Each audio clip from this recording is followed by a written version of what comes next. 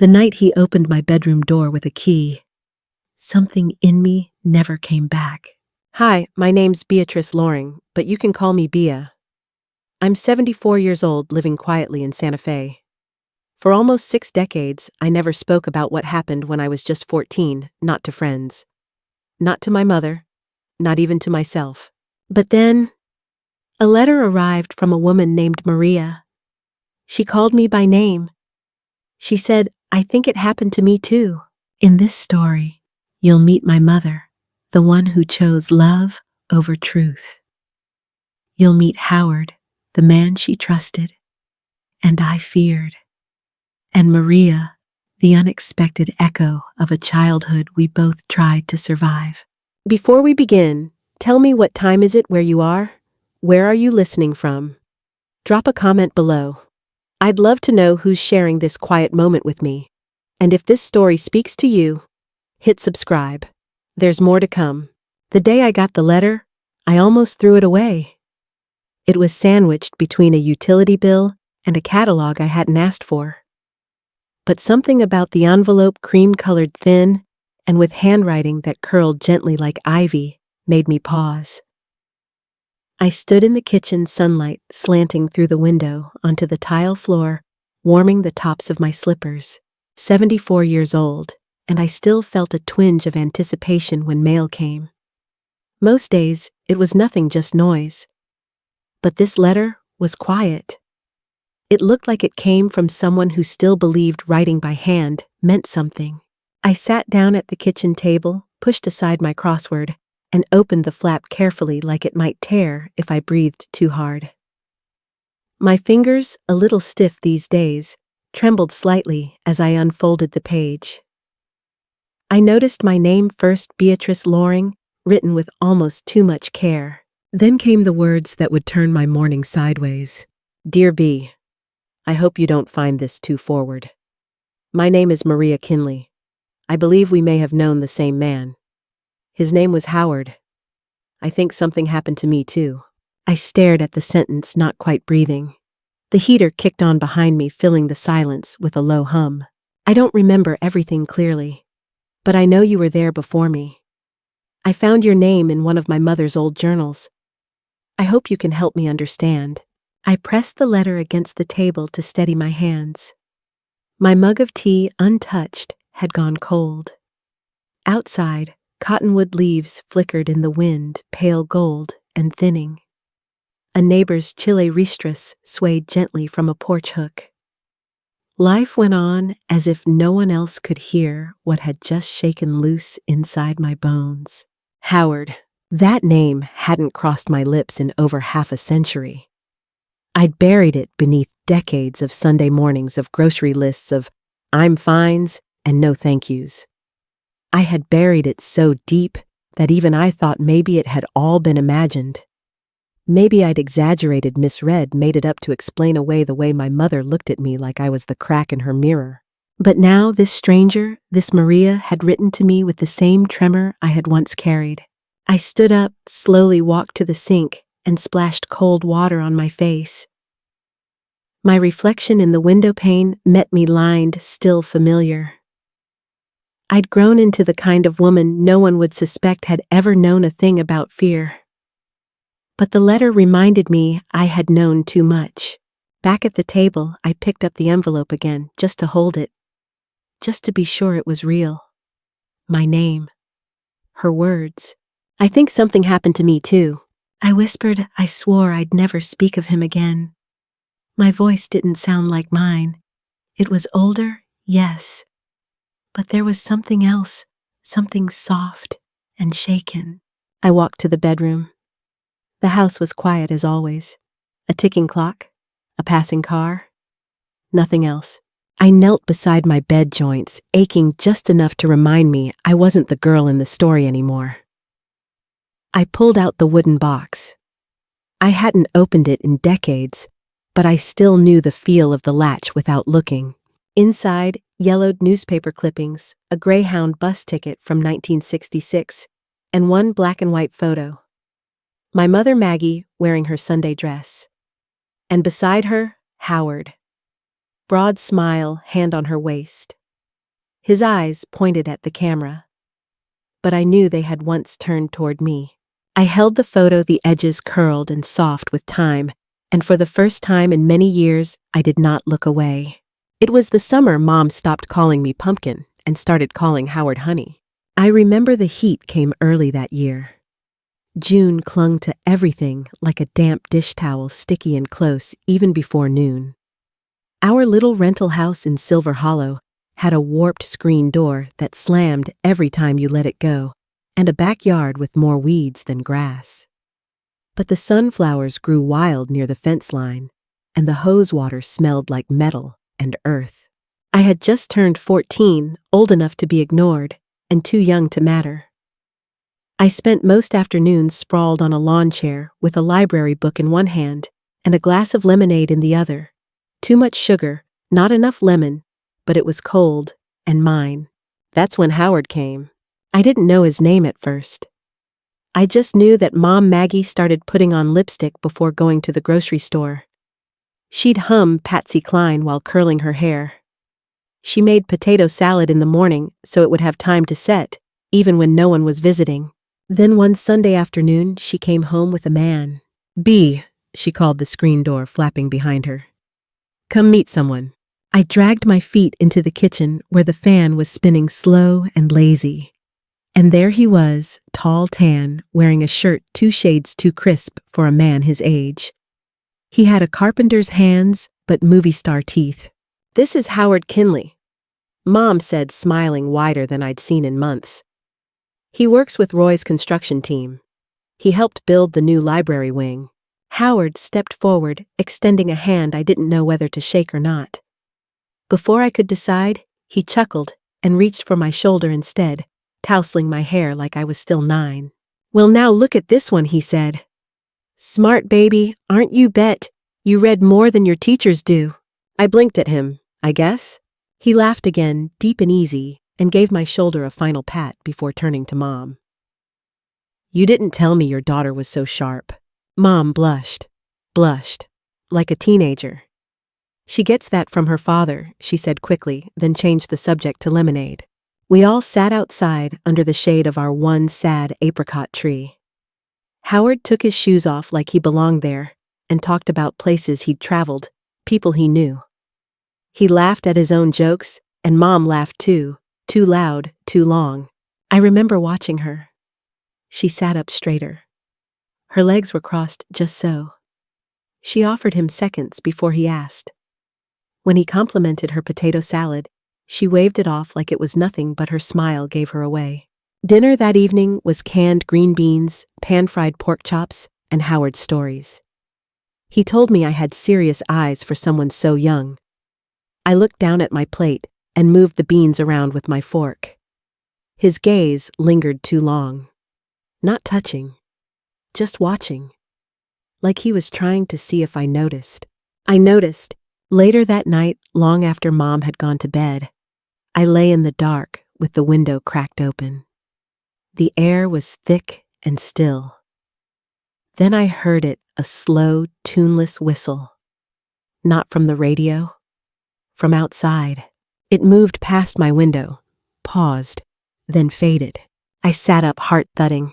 The next morning, over toast, I asked carefully, "Was Howard outside last night?" Mom looked up from her coffee. "What do you mean?" "I thought I heard him whistling." She laughed, quick and dismissive. "Don't be silly. You probably dreamed it." "But, B," she said, her tone sharp now. "He's a guest in this house. Don't be rude." I didn't say anything else. Just sipped my orange juice and swallowed hard. That night, I found something on my bed. A small velvet box, no bigger than my palm. Inside was a gold-colored locket shaped like a heart.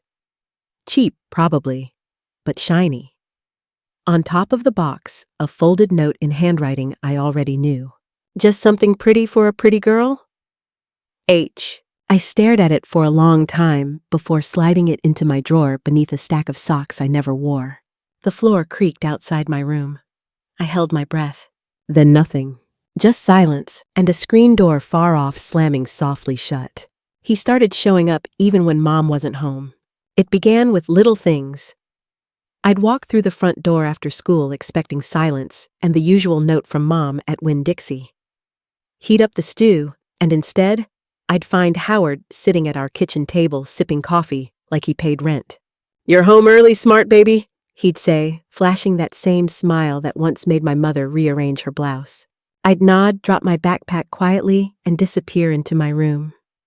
Close the door, but not all the way. Just enough to see if he followed.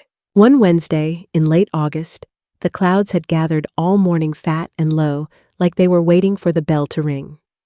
I was still zipping up my bag when I heard my name over the intercom. "Beatrice Loring, please report to the office." I hadn't forgotten lunch or missed a test, so I walked down the hallway with a knot tightening in my chest. Howard was there. Leaning against the wall like he belonged, thumbs hooked into his belt loops, that grin pasted on like fresh paint. "Your mom had a headache," he said. "Figured I'd come get you." He didn't ask. He just took my arm gently but firmly and led me out. The ride home was quiet. His truck smelled like sawdust and cigarettes. He talked about a job on Juniper Street and how young folks these days don't know how to hold a hammer. I just looked out the window and counted the street signs. At home, he helped me carry a few bags from the truck. Nothing heavy: bread, milk, a sack of oranges. But when we reached the porch, he reached over to steady a bag that was slipping, and his hand brushed my shoulder. He didn't move it right away, just left it there. Too long. That night, the wind howled like it had something to prove. Mom lit candles, saying the power might flicker. The radio played soft country songs, Patsy Cline like always. I watched the flame of the candle tremble and decided I couldn't hold it in. "Mom," I said, twisting my fingers in my lap. "I think Howard's kind of strange." She was stirring something on the stove, boxed macaroni by the smell of it, and didn't turn around.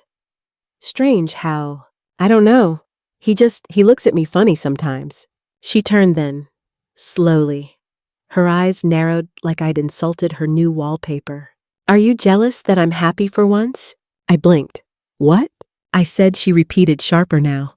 "Are you jealous? Because I've finally found someone who treats me nice, who shows up. Do you know how long it's been since a man brought me flowers?" I swallowed heat crawling up my neck. "I'm just saying, something feels off." "Well, maybe something's off with you," she snapped, returning to the stove. "You've been sulking all summer. Maybe stop reading those silly mystery books and start helping around here." Her words landed harder than I expected. I stared at the table. One of the oranges had rolled from the bag and sat alone, bright and round. I wanted to throw it, to squeeze it until juice ran down my arm. But I didn't move. That was the first and last time I said anything. I told her he made me uncomfortable once. Just once. After dinner, I did the dishes while Mom took a bath, her new routine. She liked to soak with her music on and a glass of wine nearby. I stood at the sink, scrubbing the same plate too long, my thoughts buzzing louder than the rain outside. That's when I felt it. Fingers light, deliberate, swept over the ends of my hair. I froze. "Heartbreaker," Howard whispered. "You're going to leave a trail behind you someday." My knuckles whitened around the glass I was drying.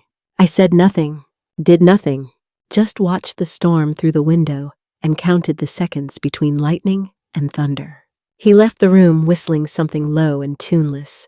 I kept scrubbing until the water ran cold. I stopped brushing my hair that fall. Maybe if I looked small enough, he'd forget me. The leaves turned brittle in October, and the sky took on that flat gray tone that made even sunny days feel tired. At school, I moved like fog, quiet, slow around corners where no one would look. My notebooks became a maze of unfinished assignments and half-hearted doodles. I stopped raising my hand. I stopped speaking unless spoken to. My English teacher, Mrs. Donnelly, pulled me aside one afternoon after class. She said soft, like she was trying not to startle a bird. "Everything okay at home?" I nodded. She waited. I nodded again. She smiled gently, placed a hand on my shoulder. "You're not alone, you know. If you ever need to talk." Behind her on the bulletin board was a bright yellow poster with bold red letters, "Tell a trusted adult." I looked at it for a second too long. Then I turned away. That night, I ate dinner with my head down. Roast chicken, canned peaches, and mashed potatoes from a box. Mom was talking about a dress she'd seen in a catalog, green satin sweetheart neckline, perfect for church. Howard agreed. Maggie'd look like a movie star in anything he said, buttering his roll with slow, deliberate strokes. "Don't you think so, Bee?" I nodded. Mom didn't notice I hadn't touched my food. She was wearing lipstick now, every day, and perfume that clung to the air long after she'd passed through a room. She started calling Howard pet names, "Darlin' Sugar, my love." She laughed more, but only when he was around. At night, the walls of the house grew thinner. I'd hear Howard's footsteps outside my door, too slow for someone just passing by. One time, I forgot to lock it. He pushed it open, poked his head in. "Oops," he said with a smirk. "Didn't know you were in here."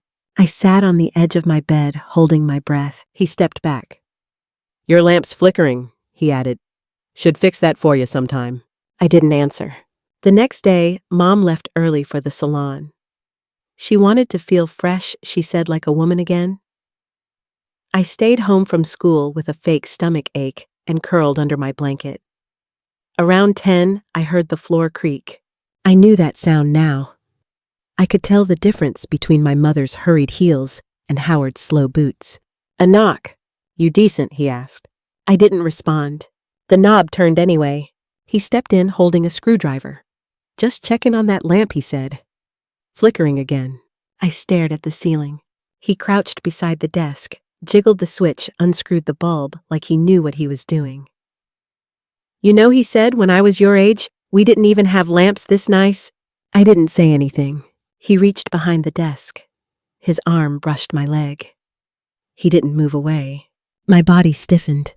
"There," he muttered. "Fixed." He stood, wiped his hands on his jeans.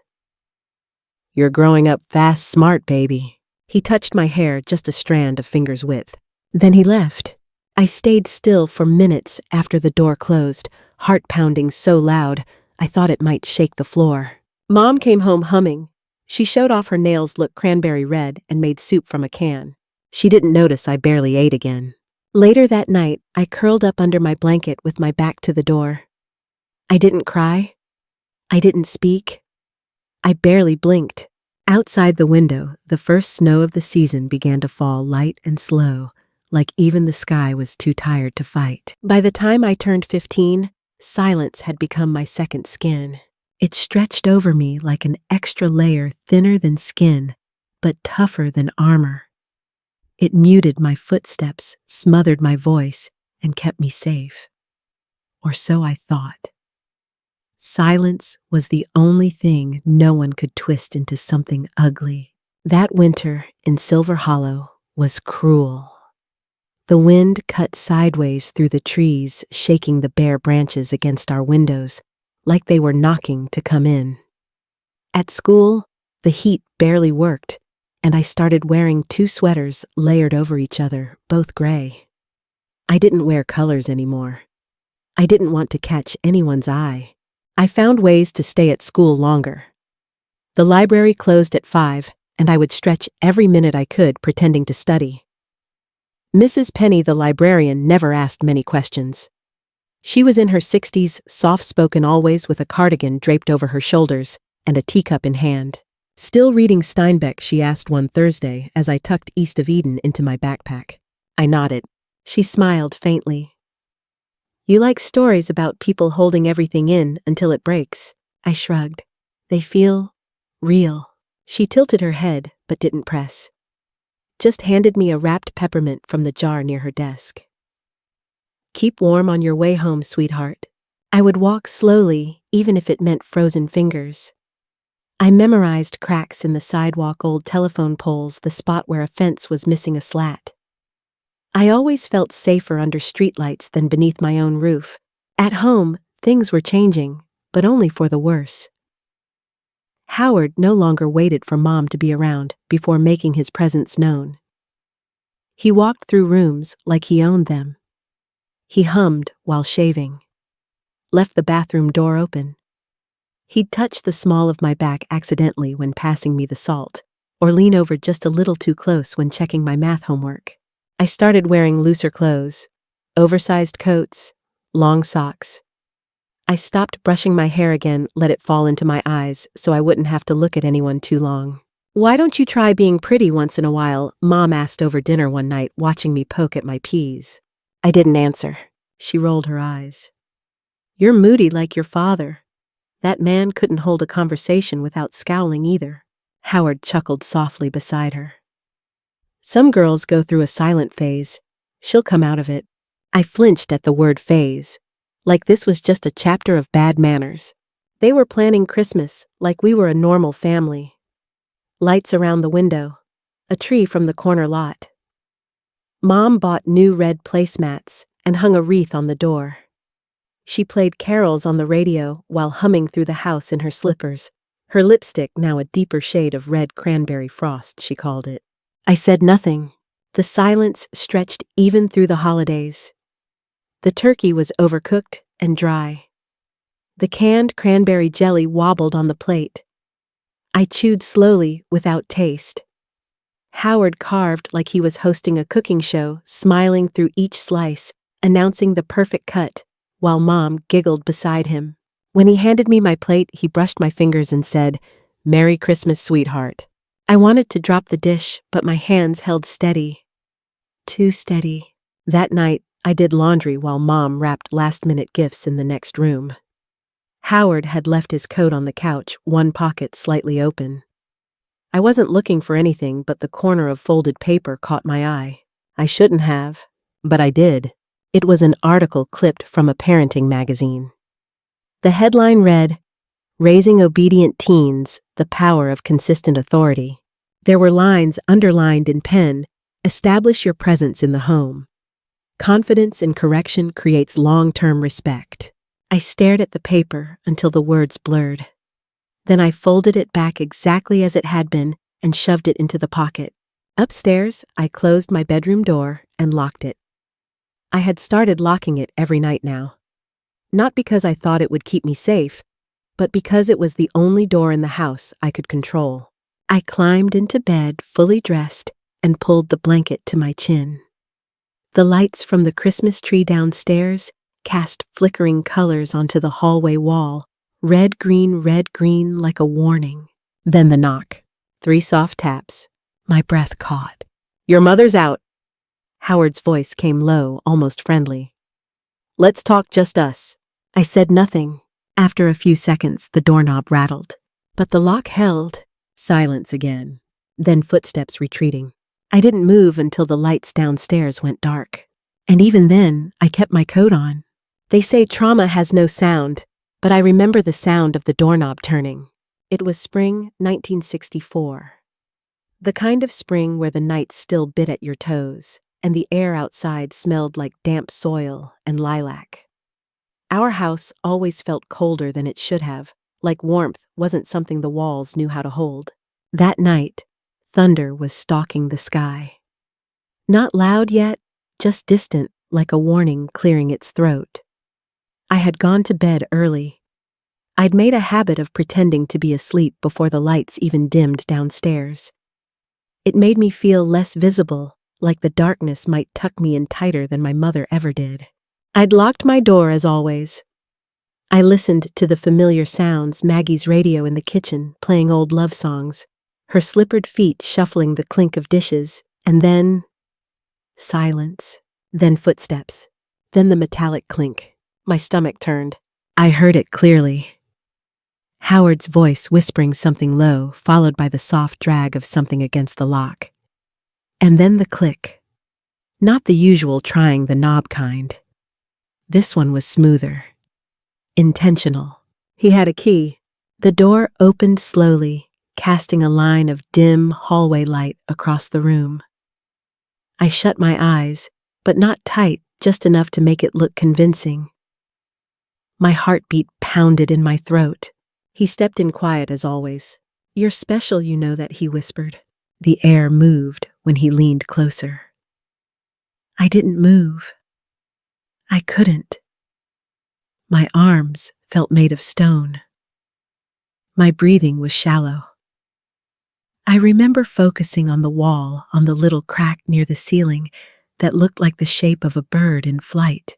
It didn't last long, but the silence after was longer and louder. When he left, he closed the door softly. He always did. I didn't sleep.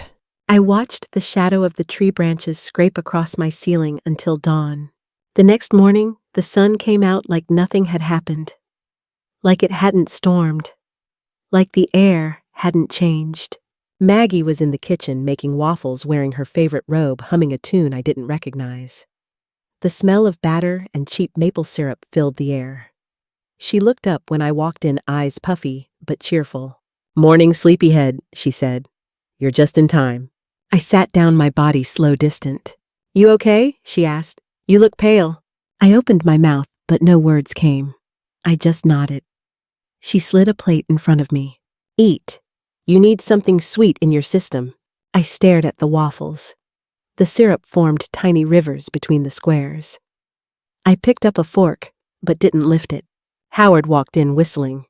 He kissed Maggie on the cheek and then glanced at me. "Morning sunshine," he said, smiling like he hadn't walked through my door last night. I excused myself after a few minutes. My legs felt foreign beneath me. Back in my room, I pulled back the sheet and stared at the small, dark stain on the fabric. It wasn't large, but it was there, like proof. Something shifted in my chest, not loud like rage, not hot like grief, just cold and final. I folded the sheet quietly, careful not to let it touch anything else. I walked it out to the backyard, where Maggie's geraniums bloomed in small clay pots. She was out there watering them, humming the same tune from the kitchen. "Need something, sweetheart?" she asked without turning around. "No," I said.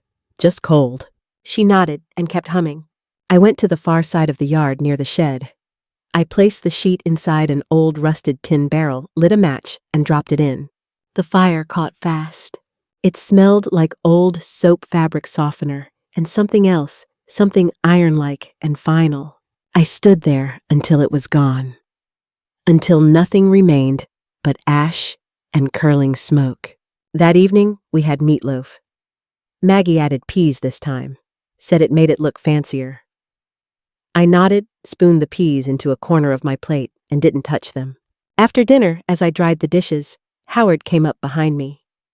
Maggie was folding laundry in the next room, humming again. He leaned in and kissed the top of my head. Not rushed, not fatherly. "Such a good girl," he said, like it was a reward. My hand clenched the dish towel. I said nothing, just like always. It's amazing how much pain you can bury when no one's watching. By the summer of 65, I had learned how to fold myself into nothing. How to smile just enough for people not to ask questions. How to keep my voice, even my hair tucked back, my eyes lowered.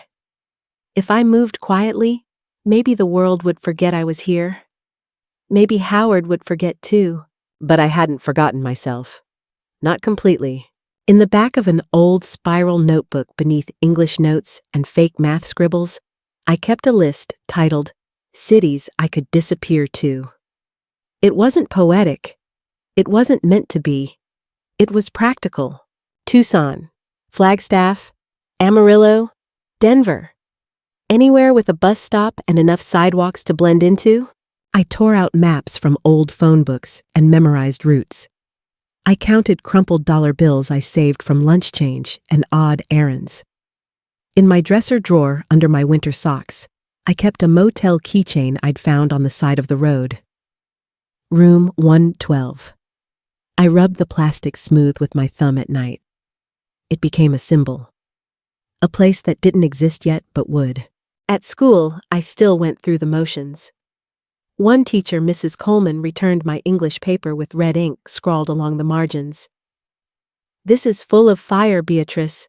I'm proud of you." The paper had been about silence. She didn't know that. The guidance counselor called me in once in May. Sat me down, looked me over like I was a half-solved riddle. "You're quiet, Bea," she said. Always have been, but lately, quieter. I nodded. Anything you want to talk about? I looked past her shoulder at the faded poster taped to the wall. Your future starts here. No, ma'am, I said. Everything's fine. She smiled with eyes that weren't convinced, but didn't push. You're bright, she said. Whatever's ahead, you'll figure it out. At home, Maggie was flipping through bridal magazines again. He finally said he's ready, she told me over dinner. Wants to make it official. Said he sees a future. I stared at the chipped edge of my plate. We'll keep it small. Church reception may be just a backyard thing. You could wear that pale yellow dress I got you last Easter. It still fits, doesn't it? I wanted to scream, but I'd forgotten how. Instead, I said, That's nice. She looked up a little puzzled by my tone. Aren't you happy for me, honey? I managed to smile. Sure. But inside, something broke loose. That was it. The last rope snapped. If they got married, I'd be his stepdaughter on paper. There would be no more doors to close, no more lines to blur. It would all become normal. That night, I walked 2 miles to the Greyhound station. I stood under the flickering light outside, watching people come and go, lovers, families, strangers. Everyone seemed to be headed somewhere. I wanted to be one of them. Just one more face the wind might forget. Inside, the clerk didn't ask questions. I handed him the exact cash I'd counted 100 times in my head. One way, I said. To Denver. He slid the ticket across the counter. I tucked it into the back of my notebook behind the list of cities. My hand trembled, but not from fear. From something sharper. Hope. I had 4 more days. That was the plan. Leave before the wedding, before school started again, before Howard decided he had more authority than he already claimed. The night before I planned to leave, the air was heavy with storm. Not rain, but tension. You could feel it in the walls, in the way the curtains swayed, even with no breeze. Maggie had gone to visit a friend overnight wedding planning with Sandra, she'd said. Left in her good shoes and perfume trailing behind. I was almost free, but I didn't count on Howard drinking. He came home late.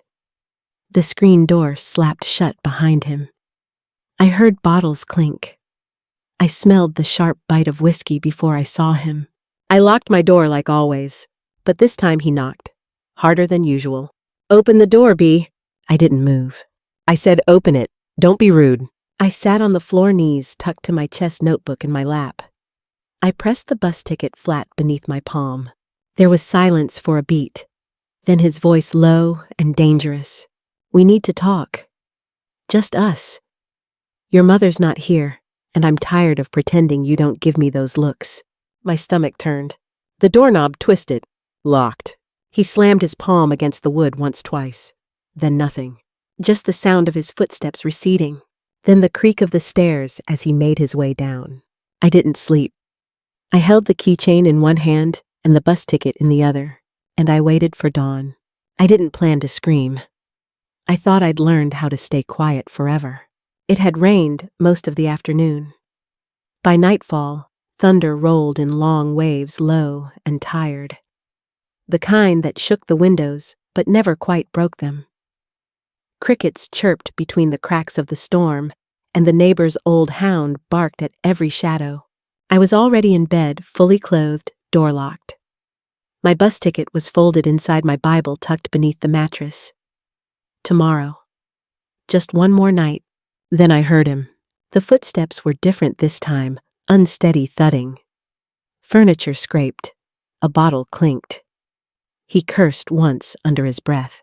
Maggie was asleep. She'd taken something earlier for her sinus pressure, washed it down with wine. Her bedroom door was closed. It always was these days. Then the knock. Not soft this time. Bah. I didn't answer. The knob rattled. A pause. Then a louder rattle. B opened the door. The pause that followed made my stomach sink. Then metal against metal. The click. He had the key. The door opened. Lightning flashed through the blinds, catching the shape of him. Tall. Shoulders hunched. Shirt half untucked. His belt unbuckled. "You think you're better than me?" he slurred. "Think you can keep hiding behind that door forever?" I backed toward the wall. My legs hit the desk. The chair toppled. He moved fast, drunk but determined. Grabbed my wrist, his fingers like iron. I twisted, kicked, shoved, but it wasn't enough. And then I screamed. Not a word, not a sentence, not a plea. Just a sound pulled from the deepest part of me. Raw and loud and desperate. The dog next door started howling. Howard shouted, "Shut up." I screamed again. Footsteps pounded down the hall. Maggie's voice. "What in the hell?" The door burst open. She stood there backlit by lightning hair, wild robe clutched to her chest. Her eyes moved from me crumpled near the floor to Howard still holding my arm belt dangling. Everything stopped, even the thunder. "Get out," I whispered. No one moved. "Please," I said, barely audible. "Believe me." Howard let go of my wrist, straightened his shirt, buckled his belt slowly. "She wanted attention," he muttered. "She's always had a thing for me." My mother blinked. Her lips parted, but no sound came. Then slowly she closed the door. Not slammed, not yanked. Just closed. I was left standing in the dark alone, the echo of the latch sealing the room. The rain picked up. I listened to it slide down the windows like tears that didn't know where else to go. Howard didn't come back. Maggie didn't either. I didn't cry. I stood for a long time staring at the door like it might open again, but not out of concern. Just to say something. Anything. But it didn't. And so I sat back on my bed knees to chest breath tight in my throat. The only sounds left were the dog outside and the ticking of the hallway clock louder than I remembered. Some doors don't need locks to be prisons. After that night, the world didn't stop. But something inside me did. The sun rose the next morning, same as always. Coffee percolated in the kitchen. The mailman came at 10. The wind knocked gently on the shutters. But for me, time split. There was before, and there was after. I returned to school that Monday with a scarf wrapped twice around my neck, though it wasn't that cold. My eyes looked dull in the mirror, like they belonged to someone else. I didn't care. I walked the halls like a ghost, always there, never seen. Maggie never brought up that night. Not once. She moved through the days like someone who'd misplaced something she didn't want to admit she missed. Her movements became more mechanical, her voice thinner. She still made dinner, still folded laundry, still talked about sales at the corner store. But she didn't look me in the eye. Howard went back to being Howard. He fixed a broken cabinet. He brought home root beer floats on Fridays. He kissed Maggie's cheek in front of the neighbors. He nodded at me with that same nauseating smile. "You okay, smart baby?" he asked once in the hallway, as though the slate had been wiped clean. I didn't answer. He didn't ask again. At school, Mrs. Penny in the library became my anchor. She never said much, just handed me new books without asking if I wanted them. I read everything she gave me. I started taking notes, underlining sentences that described quiet anger or buried pain. In English class, we studied The Bell Jar. I read it twice. The guidance counselor called me in once in March.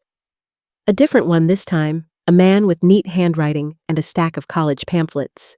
"You're on track to graduate early," he said, flipping through my file.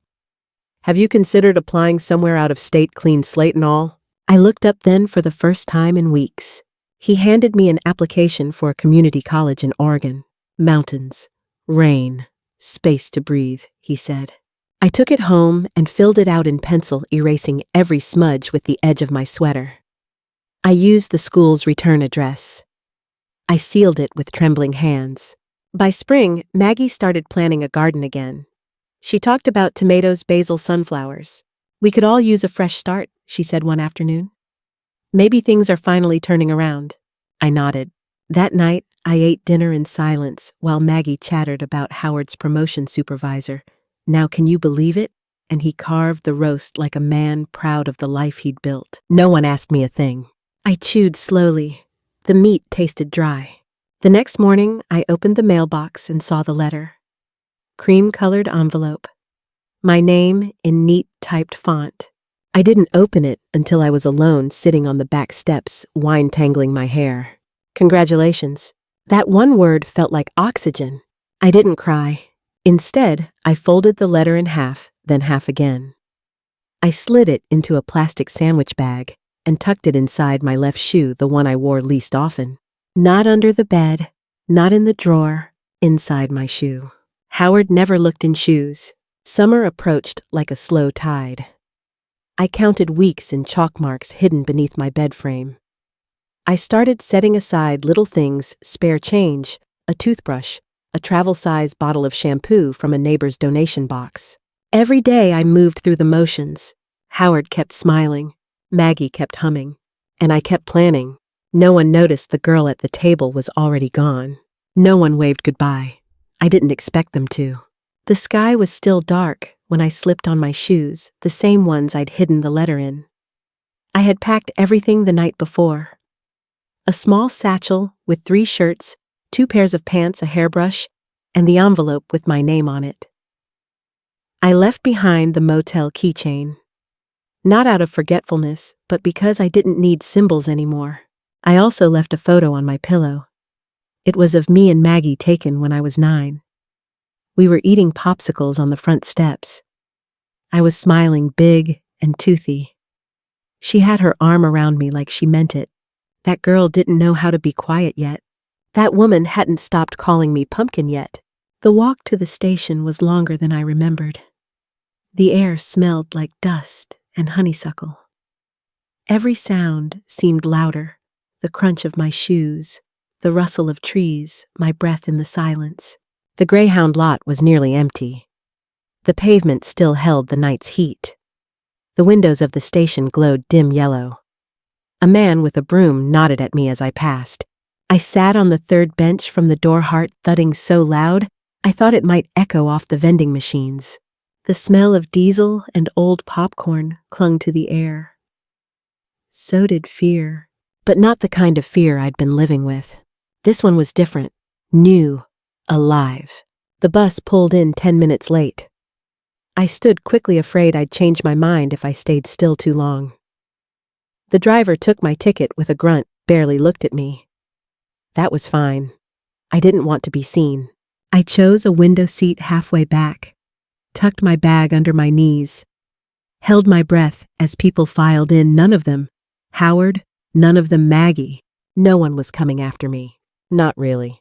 About 30 minutes into the ride, a woman slid into the empty seat beside me. She was older, 70s maybe, with soft white curls and a floral scarf that smelled faintly of lavender. She didn't ask questions. Just pulled out a tin of candy from her purse and offered one with a small smile. "Peppermint," she said. "For the road." I took it, unwrapped it slowly. The crinkle of the paper sounded louder than thunder. We sat in silence for a while. The road hummed beneath us, the hills slipping past like old thoughts. At one point, she glanced at me gently and said, "Whatever it is, baby, it'll pass." I didn't answer, but I held that candy like it was something holy. The tears came somewhere outside Amarillo. Not loud, not dramatic, just steady. My shoulders didn't shake. My breath didn't hitch. It was like a faucet turned on low. I looked out the window and let it happen. I wasn't crying for the house or the town or even Maggie. I was crying for the version of myself I'd buried to survive. I didn't leave my home that day. I left a version of myself I couldn't carry anymore. As we pulled away from the last stop before the border, I looked up and there she was. Maggie. Standing near a lamppost at the edge of the lot. Her hair was tied back. She wore a blue sweater I didn't recognize. She wasn't waving, wasn't shouting, just watching. Our eyes met for maybe 2 seconds, her expression unreadable, like she wasn't sure whether to feel anger, sorrow, or nothing at all. Then the bus turned and she disappeared behind the trees. I didn't look back again. Some stories don't need a final chapter, just a quiet exit, 57 years later, I held a letter in my hands and felt the same weight in my chest. Outside my kitchen window, the lavender was blooming again. The wind coming in off the desert was soft, brushing past the curtains like an old friend too polite to knock. Spring in Santa Fe had always been kind to me, gentler than summer, quieter than winter. But that morning, the air carried something else a-stirring. I sat at the table, teacup warm between my hands, Maria's letter spread open like a confession. The pages had curled slightly at the corners since I first read them. I'd tucked them in a drawer, told myself I wouldn't look again. But here I was, reading every word like it was the first time. I think something happened to me too. I don't remember it clearly, but I know you were there before me. I hope you can help me understand. I'd missed a line before, skipped it maybe, or avoided it. They said your mother changed after you left. My eyes hovered over those words like they might slip away. I read them 3 times. Your mother changed. Changed how into what? I set the letter down gently and pushed aside my tea. Walked to the box under the bed I hadn't touched in years. It was wooden, carved with roses, the lock long since broken. Inside were yellowed clippings, ticket stubs, brittle photographs. Things I couldn't throw away even when I desperately wanted to. One photo caught my eye now. Not for me, not for Howard, but for the little girl standing half-hidden behind Maggie's knee. She couldn't have been more than 6. Maria, I hadn't noticed before. Or maybe I hadn't wanted to admit what I saw, the same wide eyes, the same tension in her shoulders I remembered carrying like armor. So she had been there, after me. Another girl under that roof. Another story in shadow. I sat back down with the letter in my lap.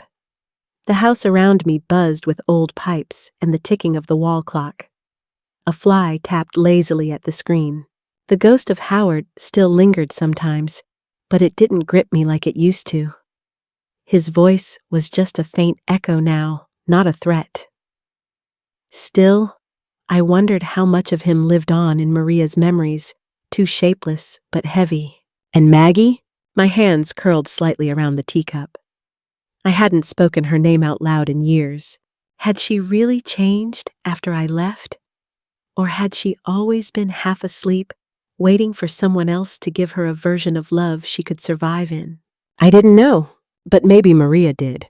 The phone sat on the counter plain and unassuming. I picked it up slowly, unfolded the corner of the letter again. The number was still there, written in neat cursive.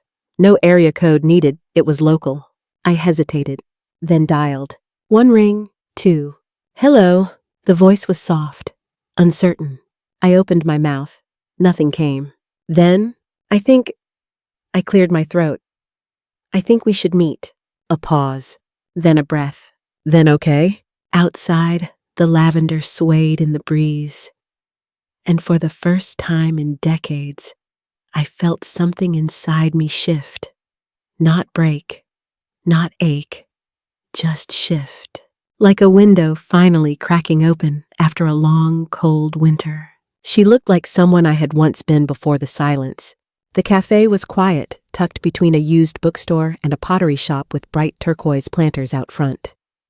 The smell of cinnamon and coffee beans hung in the air, softening the space like a warm blanket. Jazz floated low from the speakers, nothing flashy, just a piano dancing with a bass line. I arrived early. Of course I did. My fingers shook as I wrapped them around my tea, the steam fogging my glasses. I kept looking at the door. Then the clock. Then the door again. Maria stepped in 10 minutes late, but it felt like no time had passed at all. She was in her 50s, her hair dark but graying near the temples, pulled back in a practical braid. She wore jeans and a cream-colored blouse and carried a leather bag close to her side. Her eyes scanned the cafe, paused when they found mine. And then she smiled, shy, unsure. I stood. She came over. Beatrice, she asked softly. B, I replied. But yes. She sat across from me and pulled a small photo from her bag, already creased at the corners. Is this you? She asked, sliding it across the table. I leaned in. It was me, all right. 14, maybe 15, in the background of a family picnic. My mother smiling. Howard behind her, his hand too low on her waist. I nodded. That was the year everything got quieter. She looked down, folded the photo gently, and placed it back in her bag. Neither of us spoke for a moment. We both adjusted our cups at the same time, then half smiled at the coincidence. Maria broke the silence. I don't want to stir pain, but I need to know if what I remember is real. Because I've lived my whole life afraid I made it up. I let out a breath I hadn't known I was holding. You didn't make it up, I said. You couldn't have. Not unless we both imagined the same monster. She blinked hard. Her lips trembled slightly. I told Mom once, she whispered. When I was maybe 7. He'd said things. Touched. I told her. I leaned in. She told me I was imagining it, that I was dream-prone. I nodded slowly. She told me I was jealous. Of her happiness. Maria's laugh was small, bitter. How did she never put it together? She did, I said quietly. Just too late. The waitress approached gently, sensing something sacred between us. Can I get you anything else, hon? She asked Maria. Just a tea, Maria said, voice barely above a whisper. Chamomile. When the waitress left, Maria traced the rim of her empty cup. I always thought it was my fault, she said. Me too. I thought, maybe if I'd been less quiet, or more quiet. Maybe if I hadn't needed a hug that night. I used to think I said that if I just stayed still enough, he'd forget me. We sat in silence. 2 women decades apart in age, holding the same invisible bruise. The tea came. She thanked the waitress with a soft smile. Then slowly, she reached across the table and placed her hand over mine. Her skin was warm. Then neither of us was wrong, she said. Just alone. I met her eyes, and for the first time in a very long time, I felt seen. Not remembered. Not pitied. Seen. I'm not here to forgive him, I told Maria. I'm here to remember that he didn't win. The church sat quietly at the edge of the hills, surrounded by wild sage and cottonwoods beginning to bud. It was adobe small, old, with whitewashed walls that softened in the spring sun. The kind of place you'd miss if you weren't looking, and maybe that's what made it feel safe. Maria drove. I hadn't been to a church in decades. I used to say I'd never go back, not after what happened. But when she asked just once for us, I couldn't say no. We stepped inside together, our footsteps muffled by worn wooden floors. The scent of wax and cedar hit me first, old familiar. The air was still. No hymns, no sermons. Just the hush of a room that had seen too much sorrow to speak loudly. A priest moved quietly in the background, lighting candles near the altar. He nodded to us, but didn't approach. I was grateful for that. We walked to the front pews, where the morning light slanted through colored glass. Maria paused before the candle rack. She reached into her pocket and pulled out a dollar bill folded twice and slid it into the box. Then she lit a single candle. For my childhood, she whispered. I stood beside her, reached for a match. Struck it once, fumbled, struck it again, lit a candle. For my voice, I said softly. The flames danced beside each other, flickering but upright. We sat down without a word. Outside, a bird sang once, then fell quiet. Inside, the light moved through a stained glass window, scattering color across the pews. The one nearest us held the image of a young girl, hands lifted, mouth open, in what could only be song. I watched it flicker. Maria sniffed beside me. Her hands were folded, knuckles white. You okay? I asked. She didn't answer right away. Then quietly, I always thought healing would feel like fireworks. Like something would finally go boom and the pain would be gone. And now, it's more like a slow thaw, she said. Like parts of me are still waking up. I reached over and squeezed her hand. She didn't pull away. I don't want revenge, I whispered. I want release, she cried then, softly, not like in movies. There was no sobbing, no dramatic outburst. Just tears that fell without apology. I didn't try to stop her. I just sat there, beside her, with her, which is something no one had done for me decades ago. After a while we stood. The priest gave us a small nod, still silent, still respectful. We walked toward the door, our shoes echoing lightly across the floor. The bell outside rang once, and as we stepped into the sunlight, I turned back for one last look. The stained glass girl glowed brighter now. She wasn't praying, she was singing. It took me 60 years to say this out loud, but I'm not afraid anymore. The morning sun filtered through my kitchen curtains, casting soft golden light across the tile floor. The kettle whistled faintly from the stove, and the scent of English breakfast tea wrapped around me like an old, kind shawl. I moved slowly, deliberately. There was no rush. For once, time didn't feel like something I had to fear or race against.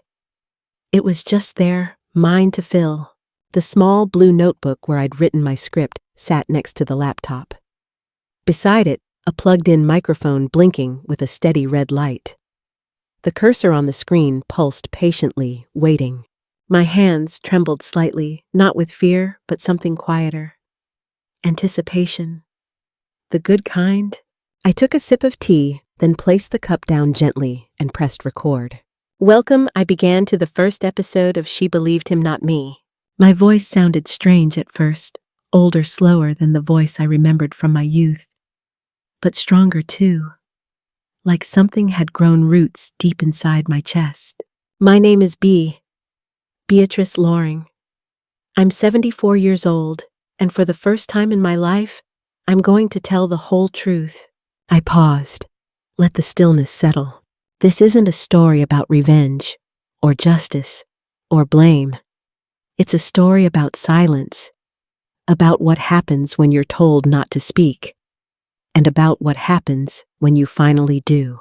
Outside the window, a breeze stirred the lavender bush. The wind chimes on the porch clinked faintly like they were listening too. I told them everything. Not every detail, not every horror, but enough. Enough to draw a line from my 14-year-old self to the woman I had become.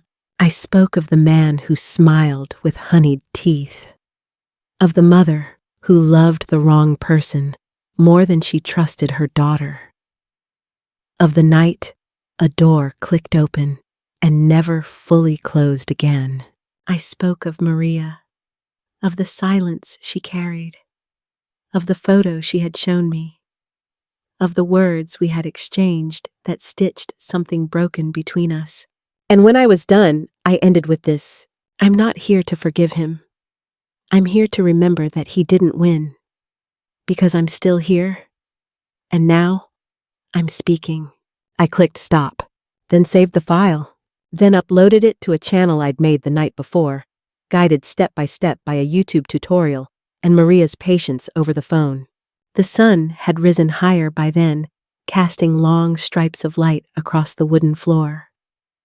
I stood by the window, teacup in hand, and watched two sparrows dart back and forth above the garden wall.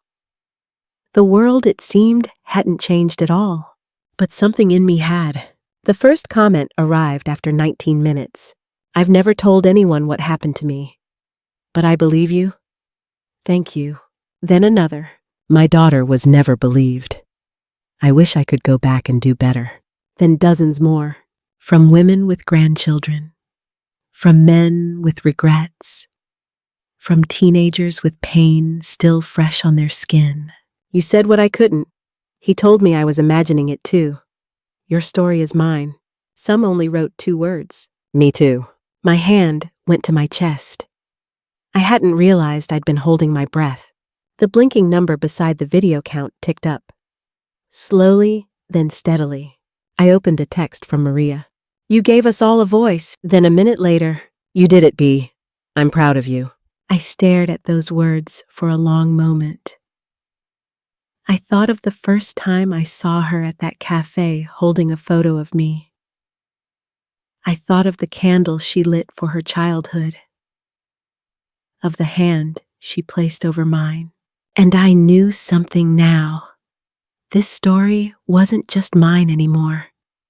It belonged to every woman who had been silenced, Every girl who learned too soon that safety can be a lie.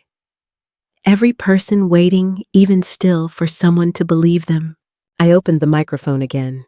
Let it blink to life. My voice was steadier this time. Thank you for listening, I said. If you're here, if you're breathing, if you're wondering whether it's too late, it's not. You matter. Your voice matters. I paused, looked out at the sky through the kitchen window. Let's talk again next Sunday, I added softly. Then not for them, but for me, I whispered. Silence protected him for too long.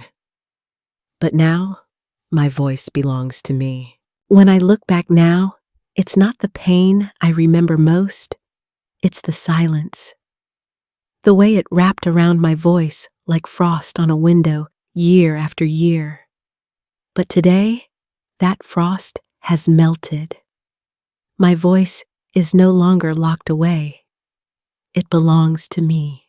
No matter how long it takes, healing is still possible. Whether you're 14 or 74, your story matters. Your truth is enough. And your voice, however quiet, however shaky, is a kind of freedom no one can take away. The past may leave scars, but speaking it aloud can make space for something else, Grace. If this story touched your heart, I invite you to share your thoughts below. You never know who might read your words and feel less alone. And if you know someone who needs to hear this, pass it along. Let's keep talking together.